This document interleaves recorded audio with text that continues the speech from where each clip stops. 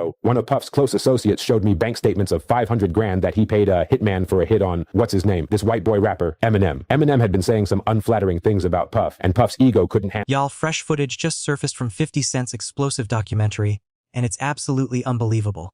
Allegedly, Diddy didn't just have issues with Eminem. He is said to have tried to arrange a hit on him.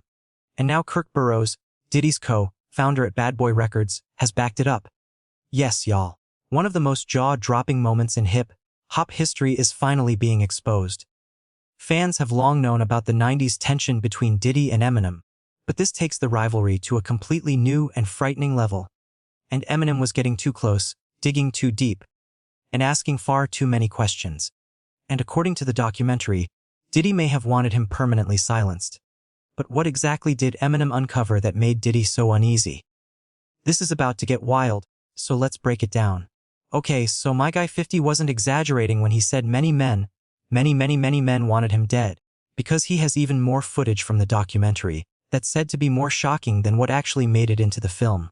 It was 4 episodes. Right. So it was a lot. You had to pick and choose things, like even in an area where he chooses to date people who he knows previously dated someone.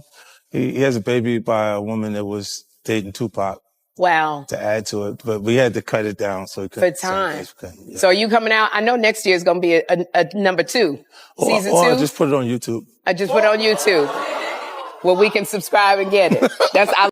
But there has been plenty of discussion about how Netflix chose not to go too far with the accusations. But never in a million years did anyone expect that Diddy allegedly tried to unalive Eminem. And if that was going to be one of the claims. Now, we've known for quite some time that there has never been any love between Diddy and Eminem, because there was never any affection there to begin with. But we didn't realize it had reached a level where Diddy would allegedly want him eliminated. But according to Kirk Burroughs, Diddy despised Eminem so intensely that he reportedly attempted to pay someone $500,000 to unalive Eminem. One of Puff's close associates showed me bank statements of 500 grand that he paid a hitman for a hit on, what's his name, this white boy rapper, Eminem. Eminem had been saying some unflattering things about Puff. Diddy is never shaking these allegations of being the biggest villain in hip-hop, because the documentary already discusses how he allegedly unalived celebrities like Tupac and the Notorious B.I.G., and how he supposedly attempted to unalive other stars like Kid Cudi. But Eminem, we haven't fully heard that story yet. It's honestly crazy. However, when you really stop and think about it, it actually starts to make sense why Diddy would want Eminem gone. Because let's be real for just a moment, even for a split second. Eminem, aka Slim Shady, has been one of the very few people in Hollywood, aside from 50 Cent, who has openly and fearlessly called out Diddy's nonsense. For example, in the song Fuel, Eminem rapped, "I'm like a rapper, got so many A's wet. Wait, did he just spell the word rapper or leave out the P, Diddy? Ah, you see what he did there." Well, fans immediately caught the subtle jab at Diddy, recognizing it as a reference to some of the allegations that had surfaced in lawsuits against him, But Eminem didn't stop there.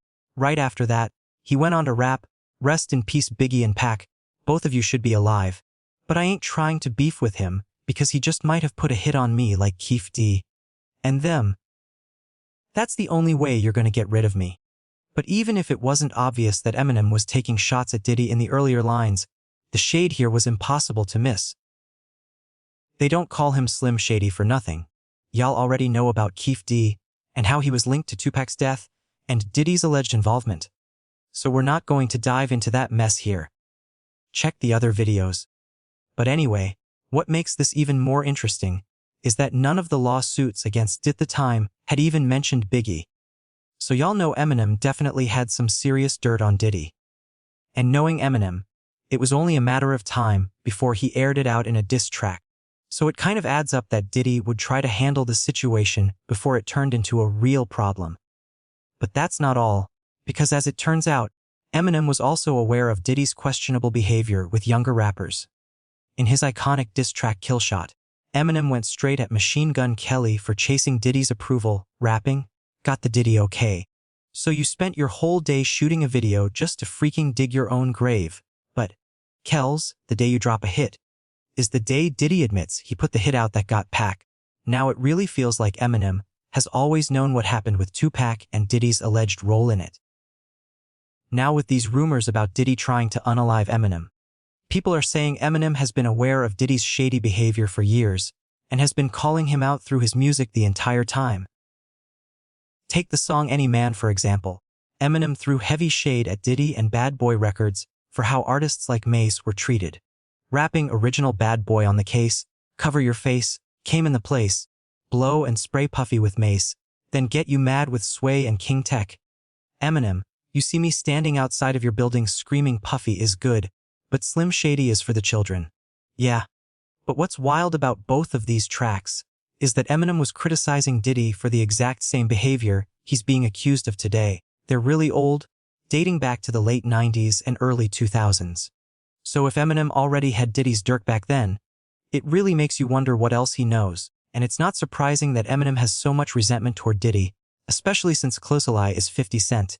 I think the first time I met 50 was at a release party. Was it in New York? I think it was in New York. I met him. I think we talked in the back room, right? Every song he was doing was so crazy there was nothing to get rid of. There was nothing that we could even say, oh, that would be cool for a mixtape. I don't know if we really set out to create anything. It was more, let's just make. Y'all already know that if Diddy ever had 0 haters, it would mean 50 Cent is no longer on this planet. And Eminem and 50 share an extremely tight bond, which is pretty uncommon for rappers in the same industry. And I guess that kind of explains why they both would have so much animosity toward Diddy. I mean, I have is for Crack a Bottle. I couldn't even have that without him. You know, and that's why I have so much value for him, not just in my career, just in my life. Because he's a guy that, one of my best friends, because I can trust that he's going to be honest with his constructive criticism when it's time to listen to the music before it goes out. I was actually surprised that you also left Shady.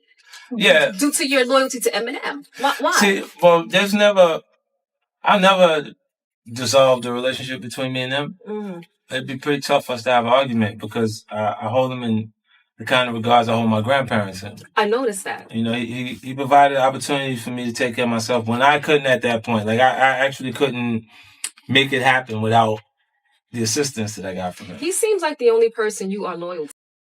It gets even more interesting when you realize that the only reason Eminem signed 50 Cent in the first place is because Diddy refused to sign him. He wasn't going to sign to Diddy, but he took the meeting. And I never forgot P. Diddy said, yo, rappers got the 3 Bs. Bank accounts, Bentleys, and you a target. So I took that like so I'm in the meeting. Oh, he's saying to 50. He's telling 50 like, yo, I can't sign you. You know, you got beef with Preem and all that. A lot of niggas in the street, you know, a lot of niggas in the industry don't want to deal with the Preem beef. It's understandable if you don't want to do it. Eminem took the step, shout to him. You know what I mean? But a lot of niggas, yo, we don't want to deal with the Preem. So from the sound of it, they connected over their shared dislike of Diddy. But anyway, according to what some sources are claiming, Diddy allegedly trying to take out Eminem is one of the reasons the entire documentary was personal for 50 Cent. But hold on y'all, because according to Kirk Burroughs, Eminem was not the only person Diddy allegedly tried to take out over diss tracks. Puff had a huge ego, man. He would never take no for an answer. Anyone got in his way, he had to take care of them. I wonder how many artists know how close they came to being taken care of. Well, at the end of the day, Eminem has been quietly calling out Diddy for years, and now the documentary shows just how serious that beef really was. From Tupac and Biggie to shady deals and diss tracks, it looks like Diddy's alleged moves were no joke, and Eminem anticipated it all. With 50 Cent backing him, their connection evolved from a music feud into a full-blown survival story. And honestly, if Eminem has been holding this kind of dirt for decades, you have to wonder what other secrets he's sitting on. Y'all, the drama isn't over. One thing's for certain, it's only getting juicier.